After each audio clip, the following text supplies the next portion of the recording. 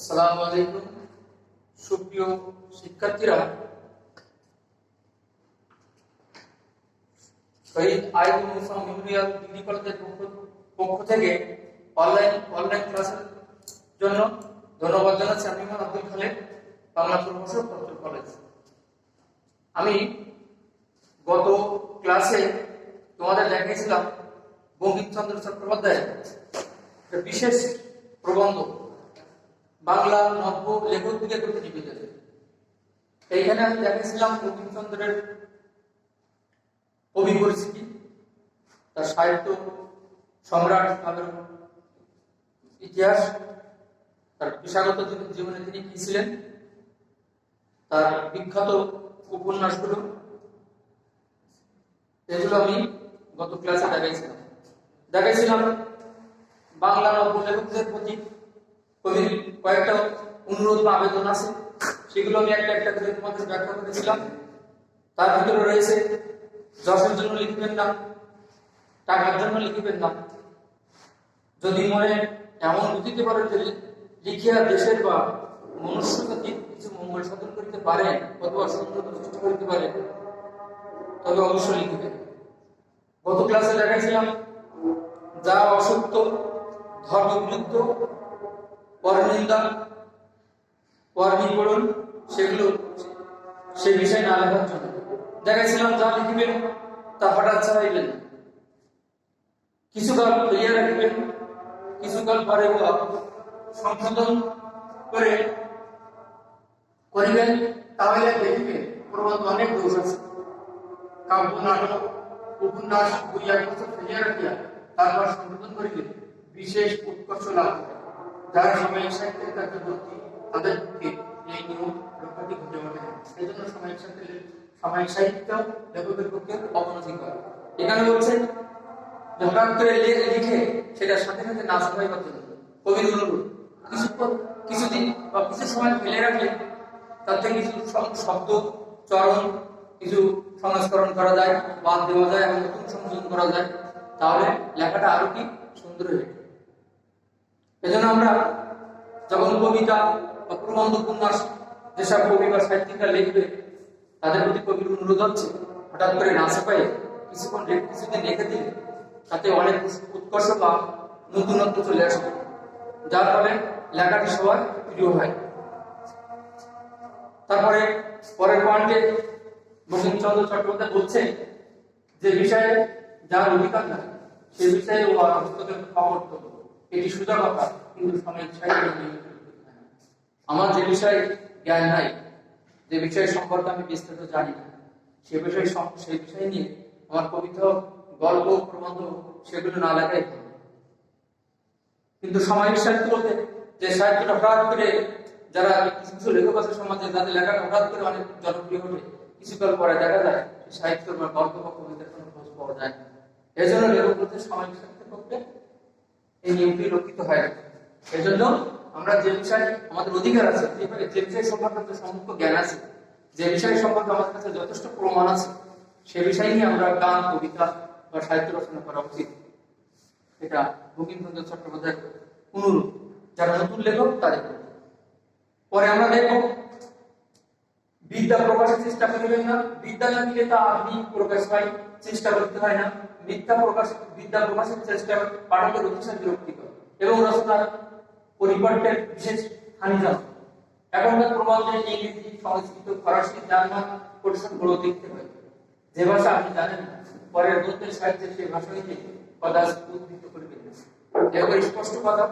আজকাল আমরা বিভিন্ন রচনা, বিভিন্ন কবিতায় বা বিভিন্ন প্রবন্ধ, বিভিন্ন উপন্যাসে আমরা দেখি অনেক বড় বড় ইংরেজি কোটেশন আছে, সংস্কৃত কোটেশন আছে, জার্মান কোটেশন আছে, ফরাসি কোটেশন আছে। এগুলো আমরা বাঙালি, বাংলা সম্পর্কে সম্মুখ জ্ঞান নিয়ে আমরা কবিতা বা উপন্যাস লিখবো। ফরাসি বা ইংরেজি 2-1 লাইন লিখে সেইটাই আমাদের কোটেশন করা উচিত না, কারণ ইংরেজির চরণটা বিভিন্ন সময় বিভিন্ন অর্থ ধারণ করে। ওর ব্যাখ্যা না জেনে আমাদের সেই কোটেশন গুলো আমাদের লেখার ভিতরে অন্তর্ভুক্ত করা উচিত না। এতে রচনার অনেক ক্ষতি হয়। পরের লাইনে আমাদের লেখক বলছে অলংকার প্রয়োগ বা রসিকতার জন্য সৃষ্টি করিবেন না। স্থানে স্থানে অলংকার বা ব্যঙ্গের প্রয়োজন হয় বটে, লেখকের ভান্ডারে এই সমপ্রীতি থাকিলে প্রয়োজন পথে আপনি আসিয়া পৌঁছাতে, অন্তরে না থাকিলে মাথা কপিলেও আসবে না। অসময়ে বা সিন্ধু ভান্ডারে অলঙ্কার প্রয়োগের বা রসিকতার চেষ্টার মতো কদর্য আর কিছু নেই। অলঙ্কার আমরা জানি, অলঙ্কার মেয়েদের সাধারণ যখন দেখা যায় তাদের শরীরে যদি কিছু বিশেষ ধরনের অলঙ্কার দেওয়া হয়, যেমন গলার হার, কানের দুল, নাকে নাকফুল, এরকম যদি বিভিন্ন অলঙ্কার পরানো হয় তাহলে সেই মেয়েকে আরো সৌন্দর্য হয়ে ওঠে। আমাদের সমাজে যখন কন্যা দেখায় বিয়ের জন্য, বিয়ে উপলক্ষে বরপক্ষ বা ছেলে পক্ষরা যখন কন্যা দেখতে আসে তখন ছেলের মেয়েকে বিশেষ ধরনের একটা সাজাই। এই যে বিশেষ ধরনের সাজানো, এটা হচ্ছে আমাদের মানব সমাজের, এটা হচ্ছে অলঙ্কার। এটা কি হয়, অলঙ্কার করালে কি হয়, ওই মেয়েটা আরো অন্য দৃষ্টিতে মেয়েটা আরো সৌন্দর্য হয়ে ওঠে। তেমন সাহিত্যে এমন কিছু অলঙ্কার আছে যেগুলো সাহিত্যকে অনেক উজ্জ্বল করে, অনেক আকৃষ্ট করে, অনেক উন্নত করে। এই জন্য লেখক বলছে অলঙ্কার প্রয়োগ বা রসিকতার জন্য চেষ্টিত হয়ে গেল। স্থানীয় অলঙ্কার বা ব্যায়ামের প্রয়োজন আছে বটে, কিন্তু লেখকের ভান্ডারে যদি আমাদের ভিতরে অলঙ্কার বা রসিকতার কোনো সম্মুখ জ্ঞান না থাকে তাহলে আমরা এটা প্রকাশ করা বা এটা লেখা আমাদের সে সম্পর্কে লেখা উচিত না। এতে লেখা ভালো ভালো হচ্ছে আরো খারাপ হইতে পারে। তারপরে লেখক বলছেন যে স্থানে অলঙ্কার বা ব্যঙ্গ বড় সুন্দর বলিয়া বোধ হইবে সেই স্থানটি কাটিয়া দিবে, এটি রাজনীতি।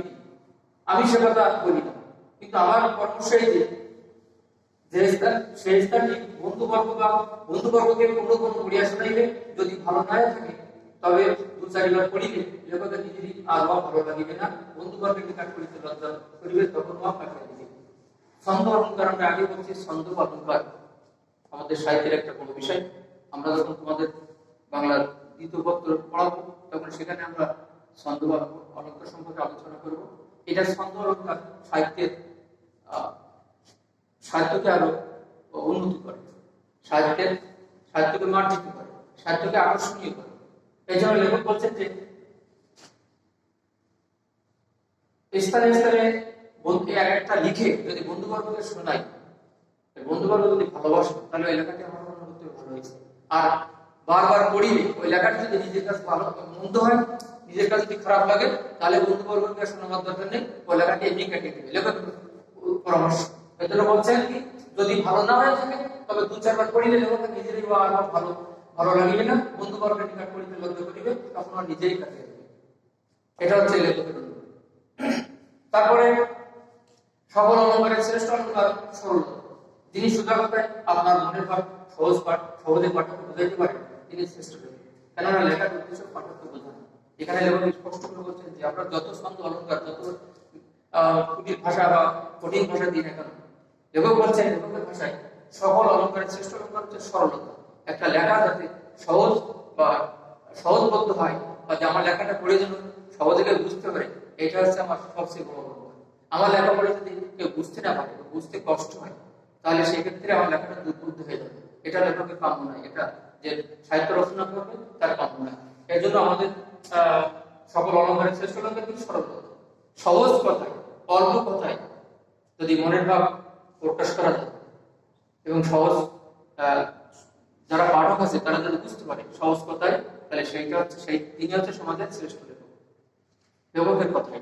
পরে আমরা দেখি কারো অনুকরণ করিও না, অনুকরণে দোষগুলি অনুকৃত হয়, গুণগুলো হয় না।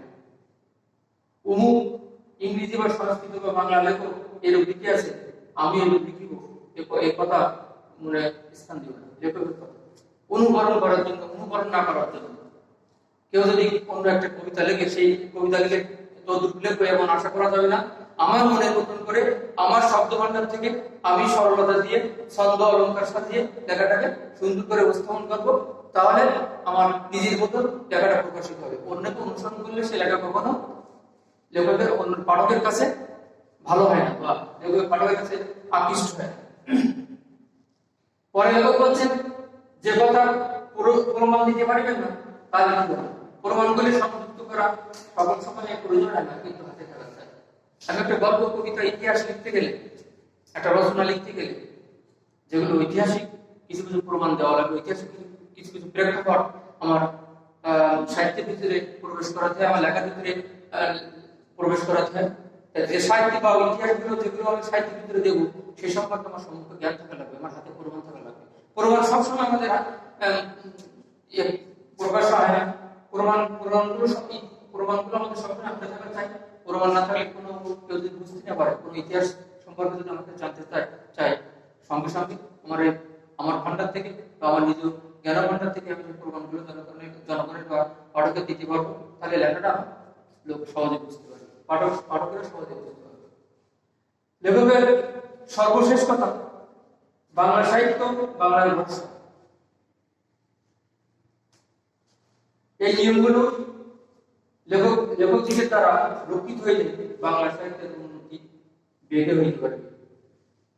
বাংলা সাহিত্য বাংলার ভাষা, এই আমাদের বাঙালি সমাজ, আমাদের সাহিত্য, এই বাঙালি সমাজের ভাষা হচ্ছে আমাদের বাংলা সাহিত্য। এই বাংলা সাহিত্য যদি আমরা সহজ সরলে লিখতে পারি, তাহলে সবার কাছে গ্রহণযোগ্য হবে। একটা লেখক, একজন কবি, একজন সাহিত্যিক স্বল্প সময়ের ভিতরে সমাজে ভালো পরিচিত হতে পারবে।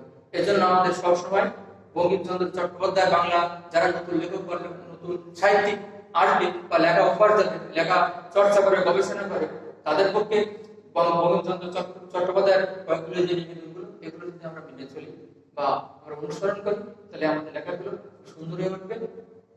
এজন্য তোমরা যারা ছাত্রছাত্রী, তোমরা যারা কবিতা বা গল্প লেখার জন্য চেষ্টা করবা, তারা লেখকের এই নিবেদন বা আবেদন অনুরোধগুলো অনুসরণ করলে আমাদের লেখাগুলো সুন্দর হবে। এই কথা বলে আজকে ভিডিও ক্লাস থেকে বিদায় নিচ্ছি। সবাই ভালো থাকো, সুস্থ থাকো, এই কামনা আমি আপনাদের বিদায় নিচ্ছি।